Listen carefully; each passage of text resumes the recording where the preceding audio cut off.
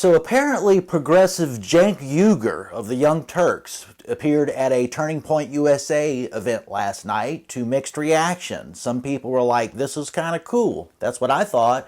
Some people were like, oh, he's just faking it. This isn't real. Some people are like, oh, he's a leftist. Why do we want anything to do with him? I am encouraged by things like this. Let's listen to a little bit of what he had to say, and then I'll give you some of my thoughts why I think this is a positive. And what I mean by that is not a revolution against the Democratic Party or the left or the country, but a revolution against the establishment. So I knew you guys were for real in fighting against the establishment when I started going on right-wing shows and I would say something negative about Mitch McConnell. And when I did that in the past, what I would get back is, oh, no, Mitch McConnell's great. Pelosi's terrible, but Mitch McConnell's great. Let's do that here. What do you guys think of Mitch McConnell? Of course. All right. Yes, I love that. So look, for my left-wing friends that are watching out there, they just booed Mitch McConnell.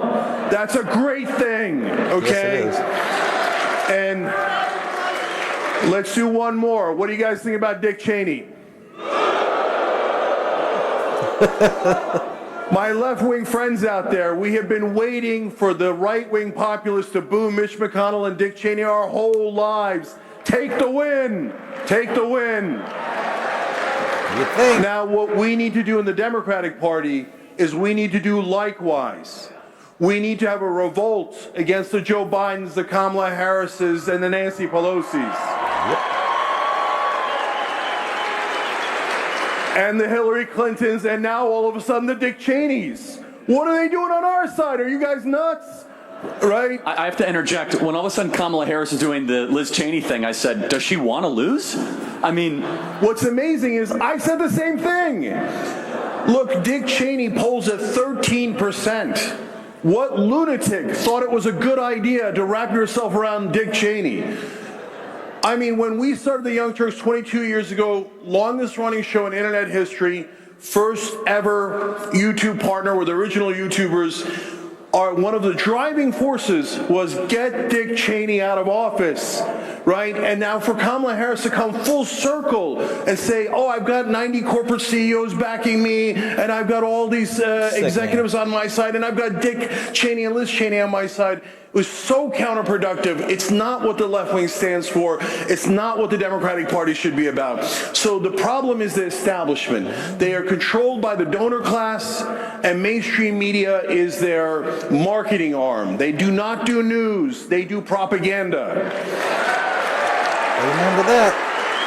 The Commerce Department of And one more thing. What I want you guys to recognize is that mainstream media, you think, is against you. You think they're against the right wing.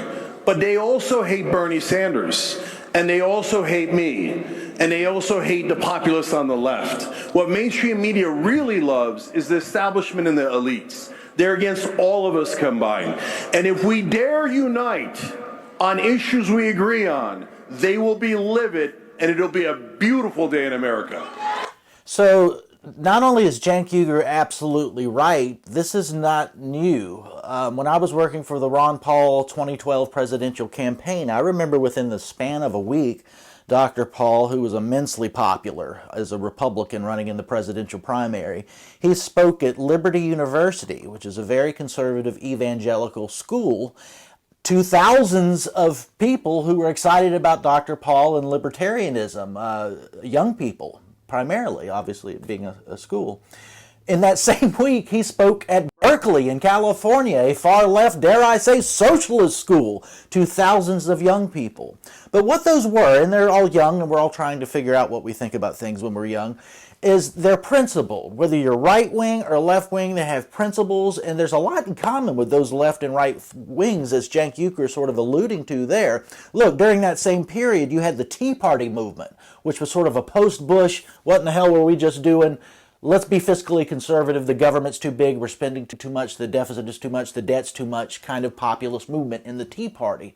Simultaneously, you had Occupy Wall Street, which had many of the same big government and big corporate targets as the Tea Party. They weren't exactly the same, one was right and one was left, but they could come together for a common cause and against a common enemy. What Cenk Uygur's talking about right now, if you're an actual liberal, I don't mean a Democrat who thinks Kamala Harris is great because she's not a liberal, and if you voted for her for the reasons she campaigned on, you're not a liberal either. More on that here shortly.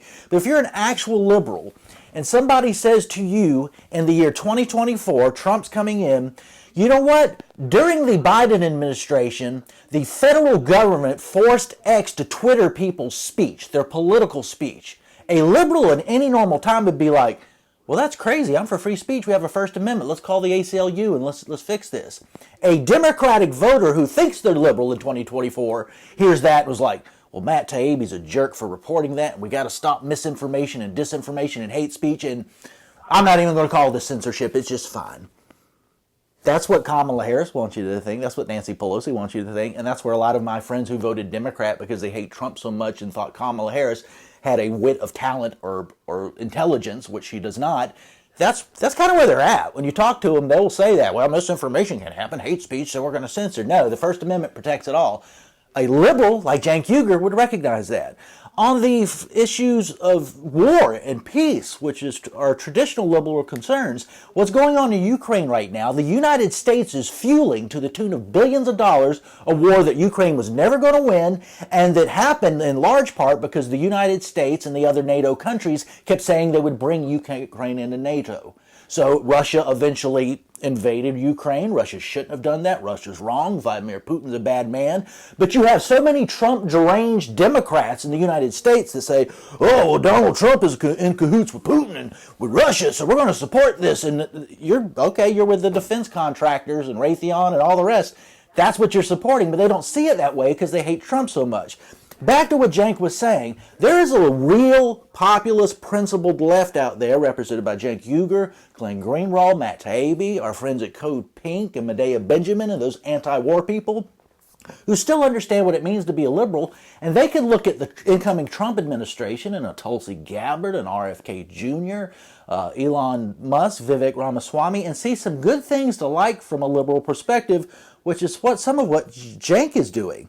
So some people are wondering if Cenk Uygur is a fake, if he's a phony, whatever.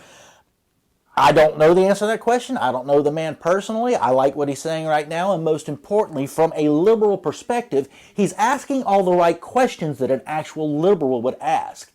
That regular standard Democrats who voted for Kamala Harris with no questions asked haven't been asking for years. They're cool with the censorship. They're cool with the pro-war perspective. They're cool with Liz Cheney.